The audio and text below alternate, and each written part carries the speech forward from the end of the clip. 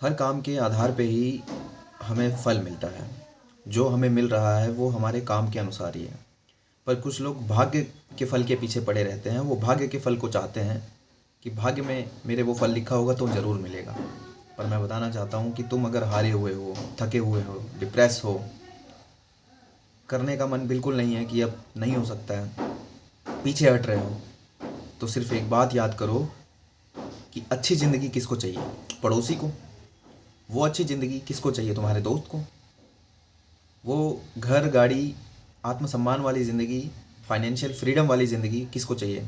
तुम्हारे कंपटीटर को, तुम्हारे दुश्मन को। चाहिए तो तुम्हें ना। तो तुम कर्म के पीछे क्यों नहीं भाग सकते? तुम नहीं लिख सकते कि तुम्हें क्या मिलेगा, लेकिन तुम लिख तो सकते हो। कम से कम ये तो तुम्हें मिला है कि लिखो। लिखो एक कॉपी कलम पे कि मैं 1 लाख रुपए महीना कमा सकता हूँ, मैं 1 लाख रुपए महीना कमा सकता हूँ, मैं 1 लाख रुपए महीना कमा सकता हूँ, मैं 1 लाख रुपए महीना कमा सकता हूँ। लिखो, 1000 बार लिखो। उसके बाद सोचो कि मैंने ये क्या किया। अगर मैंने लिखा है तो फिर इसके आगे सोचना पड़ेगा कि मैं क्या कर सकता हूँ कि 1 लाख रुपए महीना कमाऊँ। मैं ये बिज़नेस कर सकता हूँ, मैं कोचिंग खोल सकता हूँ, मैं बच्चों को पढ़ा सकता हूँ, मैं अपना कोई स्टार्टअप खोल सकता हूँ। कुछ भी उस दिशा में सोचो। लिखो 1000 बार कि मैं लेखपाल बनूंगी, मैं लेखपाल बनूंगी, मैं लेखपाल बनूंगी, मैं लेखपाल बनूंगी। लिखो 1000 बार मैं बैंक पीओ बनूंगा, मैं बैंक पीओ बनूंगा, मैं बैंक पीओ बनूंगा। लिखो 1000 बार मैं रेलवे कमर्शियल क्लर्क बनूंगा, मैं रेलवे कमर्शियल क्लर्क बनूंगा। लिखो 1000 बार और फिर सोचो उस दिशा में कि क्या मैंने लिखा तो है। इतनी शक्ति भगवान ने मुझे दी कि मैं 1000 बार उस चीज़ को लिख गया जो कि मेरे भविष्य से रिलेटेड है। तो उसके आगे भी तो मेरे अंदर शक्ति है कि मैं उस चीज़ को रियल लाइफ से निकाल के रियल लाइफ में उसको दिखा पाऊँ कि देखो मैंने वो अचीव किया। देखो, किसको दिखाना है? अपने आप को, लोगों को नहीं, अपने आप को। क्योंकि तुम मेहनत करोगे, तुम काम करोगे, तुम्हारे बैंक में सैलरी आएगी, तुम्हारे घर में राशन आएगा, तुम्हारे घर में दूध आएगा, तो उसका आनंद तुम्हें मिलेगा, तुम्हारे शरीर को मिलेगा, तुम्हारे से जुड़े हुए तुम्हारे माता पिता भाई बहन उनके शरीर को मिलेगा। सोचिए कि तुम 1 किलो सेब हर दिन खरीद के ला रहे हो अपने घर में। तुम इतने कैपेबल हो गए कि तुम 1 लीटर दूध हर रोज खरीद के ला पा रहे हो। तुम ड्राई फ्रूट्स खरीद के ला पा रहे हो अपने घर में और उस चीज़ का उपभोग अपने माता पिता के साथ, अपने भाई बहनों के साथ कर रहे हो। तुम्हारा जीवन कितना अच्छा है, कितने स्टैंडर्ड लेवल में तुम पहुंच गए हो कि तुम्हारा लेवल कितना हाई हो चुका है।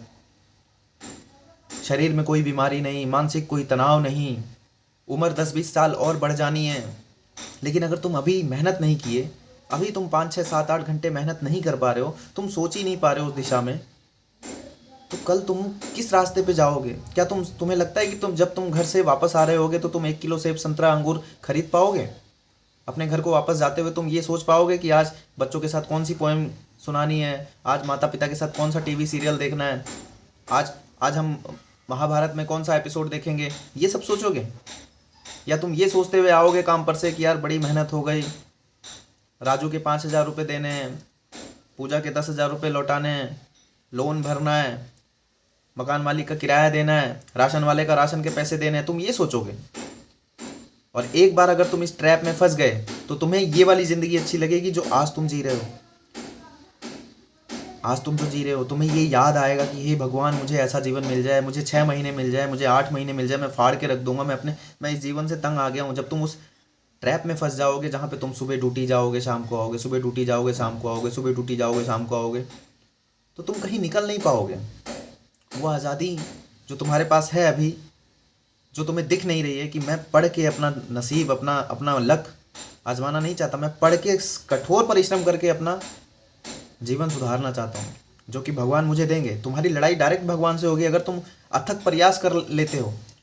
तुम ये हल्का फुल्का स्पार्किंग वाली मेहनत मत करो कि छुआया और तार से और वापस आके। नहीं, ऐसे नहीं बात बनती है। बात बनती है कि खड़े हो जाओ उसके सामने, फौलादी इंसान बन के खड़े हो जाओ। नींद बहुत आती है, नींद के सामने खड़े हो जाओ।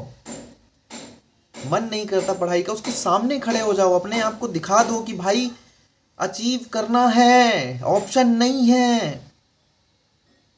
सोचिए, जब किसी परिवार में कोई बहुत बड़ी बीमारी आती है, आज मैं नाम ले लेता हूँ कि कैंसर हो जाता है, माता पिता भाई बहन किसी को भी कैंसर हो जाता है, हमारे पास कुछ भी नहीं है, कोई बैंक बैलेंस नहीं है 10-20 लाख रुपए का।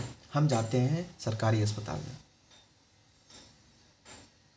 सरकारी अस्पताल में जाते हैं, डॉक्टर चेक करते हैं, नंबर, पहले तो हम नंबर लगाते हैं, लाइन लगाते हैं, डेट मिलती है, हमें बहुत वहाँ तड़पन होती है कि कब यहाँ से छुटकारा मिलेगा यार, कब ये ठीक होगा। हमें तो ये पता ही नहीं है कि ये मामला बहुत लंबा जाएगा।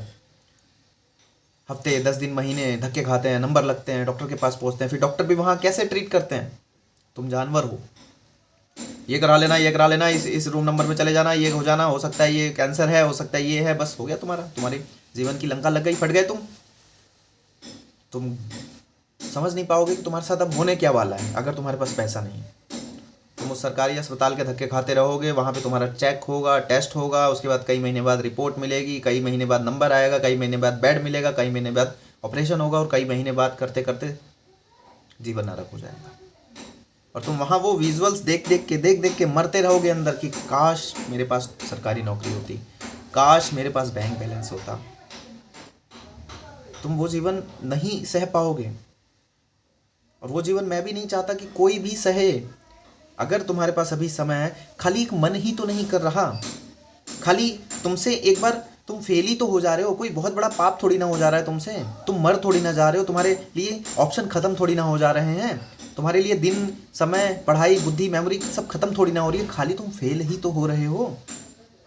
मानता हूँ एमटीएस में फेल हो गए, एसएससी के एग्जाम में फेल हो गए, रेलवे के एग्जाम में फेल हो गए, बैंक के एग्जाम में फेल हो गए, लगातार फेल हुए जा रहे हो, फेल हुए जा रहे हो, फेल हुए जा रहे हो, फेल हुए जा रहे हो, मानता हूँ। पर अभी आज इस समय फिर से खड़े हो जाओ कि चल भाई फिर से फेल होंगे, हम फिर से फेल होंगे, देखते हैं कब तक तू हमें फेल करेगा, कब तक तू पढ़ाई में मन नहीं लगाएगा, कब तक तेरा पढ़ाई में मन नहीं लगेगा, कब तक तुझे ये समझ नहीं आएगा, कब तक तेरे मॉक टेस्ट में नंबर कम आएंगे, कब तक तू कट ऑफ क्लियर नहीं कर पाएगा, कब तक।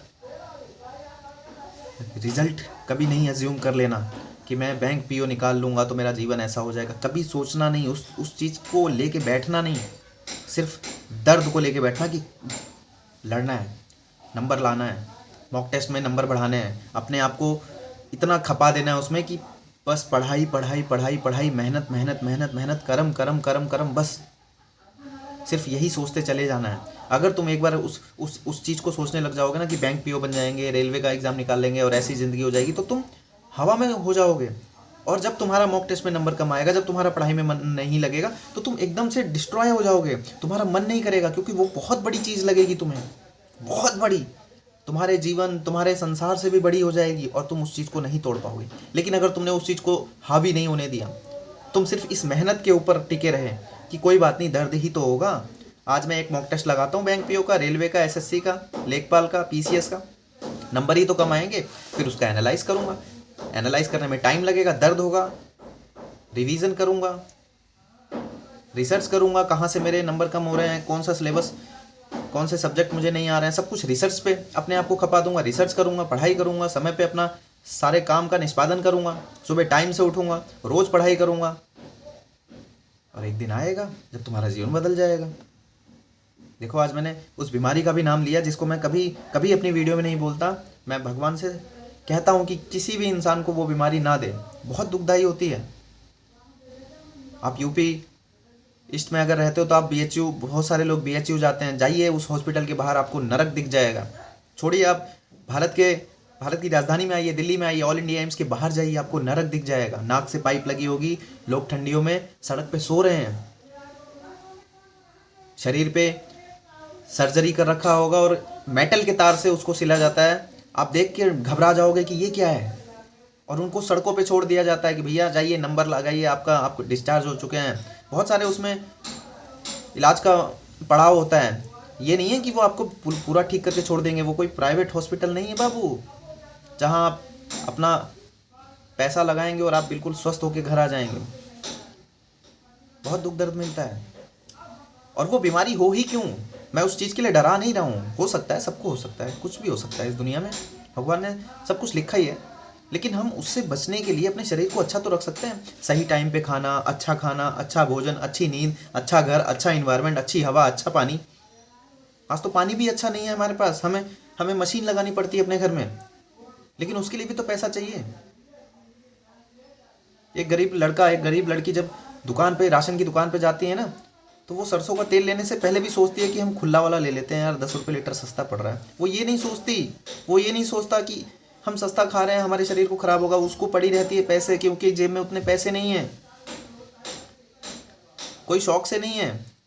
हम रास्ते में जा रहे हैं, बाजार में जा रहे हैं, ठेले पे अच्छे अच्छे सब फल लगे हुए हैं, अच्छी अच्छी सब्जियां बिक रही हैं, लेकिन जिसके पास पैसा नहीं होता, जिसके पास रोजगार नहीं होता, जिसके पास पैसा आने का संसाधन नहीं बना होता, वो तड़पता रहता है उसी 500 रुपये में, उसी 100 रुपये में, उसी 200 रुपये के नोट में। उसको सब कुछ खरीदना होता है और वो ज़िंदगी के बारे में नहीं सोच पाता। वो सिर्फ अभी के बारे में सोचता है कि कैसे अपने घर में वो राशन पहुंचाऊं, वो तेल पहुंचाऊं, वो दाल पहुंचाऊं, वो चावल पहुंचाऊं। लेकिन अगर तुम मेहनत कर लेते हो, मेहनत करके नौकरी निकाल लेते हो, अपना रैंक बना लेते हो, सर्विस ले लेते हो, तो तुम्हें कभी ये सोचना नहीं पड़ेगा। तुम अच्छा दाल चावल खाओ, अच्छा तुम दूध पियो, अच्छा पनीर खाओ, अपने शरीर को अच्छा बनाओ और जीवन का आनंद लो। यही तो जीवन है। और क्या जीवन है? बुर्ज खलीफा पे जाके झंडा लहराना है? भाई इतने भी पैसे नहीं चाहिए, लेकिन इतने तो चाहिए कि जीवन अच्छा हो जाए। भगवान अगर उतने दे देगा तो अच्छी बात है, आशीर्वाद है, मना नहीं करेंगे कि हमें दुबई जाने का मौका मिल जाए, हमें अमेरिका जाने का मौका मिल जाए, हम बड़ी से बड़ी चीज़ खरीद लें, कोई बात नहीं, बिल्कुल सर झुका के उसको नमन है कि मिले, लेकिन अभी इतना तो मिले कि हम अपने जीवन को अच्छा कर पाएँ। और उस जीवन को अच्छा करने के लिए हमें अभी इसी वक्त जगना पड़ेगा, पढ़ना पड़ेगा। तो बोलो, आज अभी इसी वक्त से शुरू कर रहे हो ना? कर रहे हो ना मेरी प्यारी बहन, कर रही हो ना?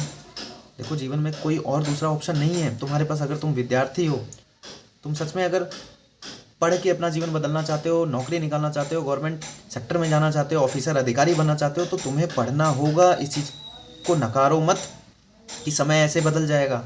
नसीब के भरोसे मत बैठो, अपने कर्म के फल को भोगने के लिए बैठो कि जो मैं कर्म कर रहा हूँ, जो मैंने आज तक किया, वो मुझे मिला। तुम इसके लिए किसी को गाली मत दो, अपने नसीब को दोष मत दो कि मैं अब तक फेल होता गया, ये कर्म था। लेकिन अगर तुम कठोर परिश्रम लगा दोगे, कठोर, बिल्कुल कठोर, एकदम कठोर, कि दबा के लगातार तुम 500 मॉक लगा दिए तुमने 1 साल के अंदर, तुमने 100 मॉक लगा दिए तुमने 3 महीने के अंदर, सिलेबस तुम्हें कुछ समझ नहीं आ रहा, बस तुम लगे पड़े हो, तुम 100 सवाल रोज मैथ रीजनिंग के लगाए जा रहे हो, तुम एक 2 चैप्टर रोज जीएस के पढ़े जा रहे हो, तुमने पूरी की पूरी किताब 2 3 4 बार लगा दी है। उसके बाद देखो, जिंदगी सही होगी, ट्रैक पे आएगी, सब कुछ होगा तुम्हारे पास। बस तुम्हें आज अभी इसी वक्त जगना पड़ेगा। इंस्टाग्राम, फेसबुक, ट्विटर, सब कुछ ख़त्म करो, सिर्फ अपने कर्म पे आ जाओ कि आज अभी इसी वक्त से मेरा नया अवतार जन्म लिया है, मुझे पढ़ना है जी, मेहनत करके अपनी गरीबी को दूर करना है और आगे बढ़ना है। मिलते हैं कल फिर एक नई वीडियो के साथ। Thank you very much.